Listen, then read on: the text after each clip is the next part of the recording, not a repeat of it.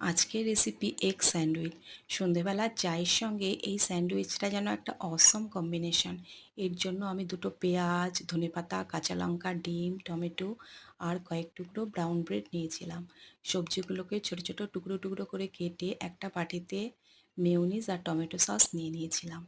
তারপর গ্যাসের মধ্যে একটা কড়াই বসিয়ে সাদা তেল দিয়ে প্রথমে পেঁয়াজ দিয়ে আর সবজিগুলো দিয়ে ডিমটাকে হালকা ঝুড়ো করে নিয়েছিলাম।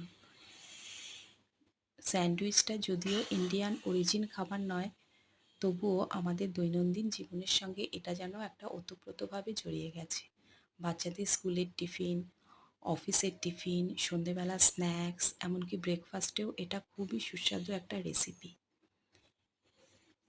এরপর আমি মেয়োনিজটা আর টমেটো সসটা খুব ভালো করে মিশিয়ে একটা ব্রেডের মধ্যে লাগিয়ে নিয়েছিলাম। আর মাঝখানে ডিমের ঝুড়োটা দিয়ে আরেকটা ব্রেডের মধ্যেও মেয়োনিজ আর টমেটো সসটা লাগিয়ে স্যান্ডউইচের আকারে করে নিয়েছিলাম। এই মেয়োনিজ আর টমেটো সসটা এই স্যান্ডউইচে একটা বাইন্ডিংয়ের কাজ করবে। এরপর গ্যাসের মধ্যে একটা তাওয়া বসিয়ে হালকা অয়েল ব্রাশ করে এই স্যান্ডউইচগুলোকে লো টু মিডিয়াম ফ্লেমে হালকা করে ভেজে নিয়েছিলাম।